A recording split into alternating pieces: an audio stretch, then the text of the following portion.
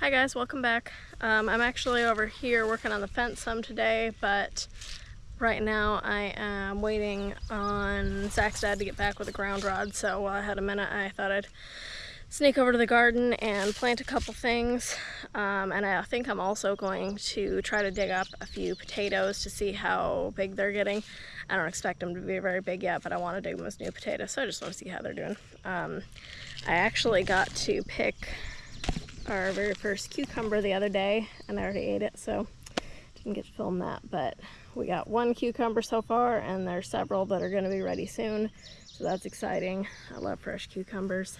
And I did finally I had planted some more zucchini seed the other day, and finally they actually came up, so I'm gonna try to weed around them a little bit, and then I've got one here and one there by that stick.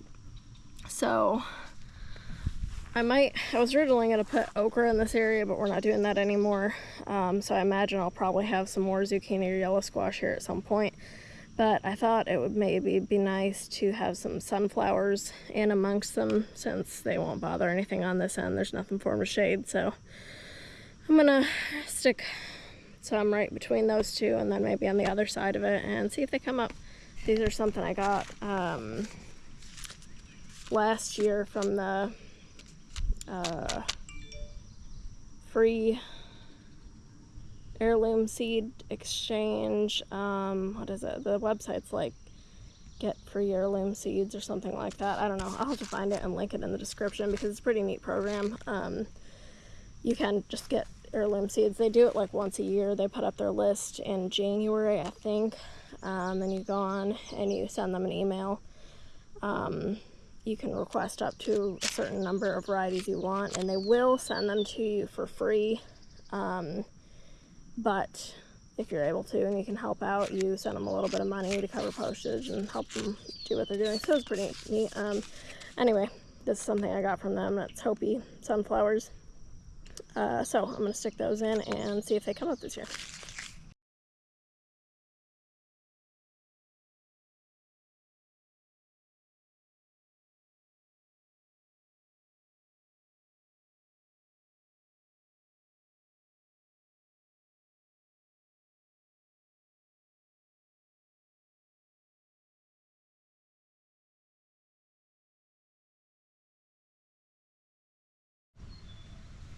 Okay, so I just did the 2 spots, and I put two seeds in each spot, right there and right there. So we'll see if any of those come up. I didn't want to do all the seeds because there's only, I don't know, probably less than a dozen in there. So I don't want to use all of them just in case something eats these or they don't come up or whatever. So I have another chance to try again. But the other thing, I'm going to go ahead and I've been meaning to plant some Swiss chard, and I just hadn't got around to it yet. So not exactly sure where, but I think these are the hot peppers along here, and there's a few spots where those transplants died, you know, like right there between those two. So I think I'm just gonna stick a few kind of in between the peppers there, and I'll probably do some more at some point when I get those other beds put in down at the other end. But just to stick some in so it can get growing, I'm gonna put them in there. Just gonna stick them right in here. What I'm doing with these, by the way, if you didn't happen to see the short where I talked about that, these are old canning lids, rims that got rusty. So, you know, if you've been canning, you usually end up with some lids that either get rusty or bent or dented or whatever, and you can't use them for canning anymore. So what I do is I take them, and you can either leave them plain, or you can spray paint them like I did with this one to make them more visible. And I use those to mark where I direct seed things in the garden. It helps you keep track of them and know where to water, and helps stop you from pulling out the wrong thing when you're weeding and stuff like that. It's a cool little trick that comes in handy for me, so I thought I'd share.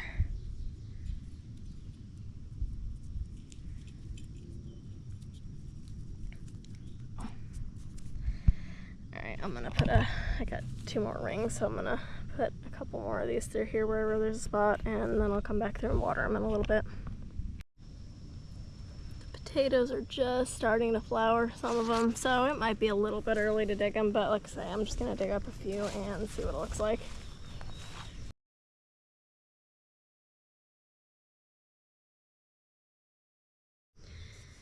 Yeah, I definitely think we want to let those go a little while longer. I did pick this one off, little guy, but that was the only even kind of big one on that plant. The rest of them were little, like, bitty marble size, so I'll let those go a few more weeks and then try again and see what they look like.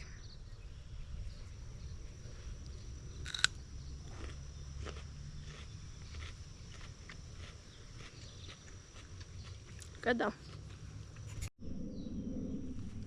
Almost time to these tomatoes are, excuse me, almost tall enough to start weaving in, but not quite. So keeping an eye on those.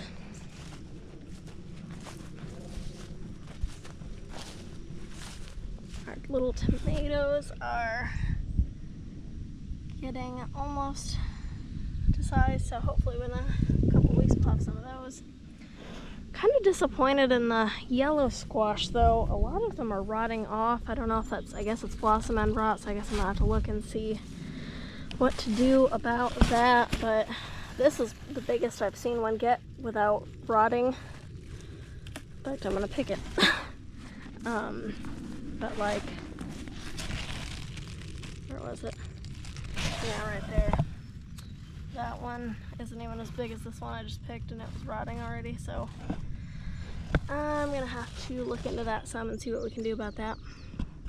I've dealt with blossom end rot on tomatoes before, and I did a Epsom salts foliar spray, and that helped. I'm not sure if that helps with squash or not. I'm gonna have to look it up tonight.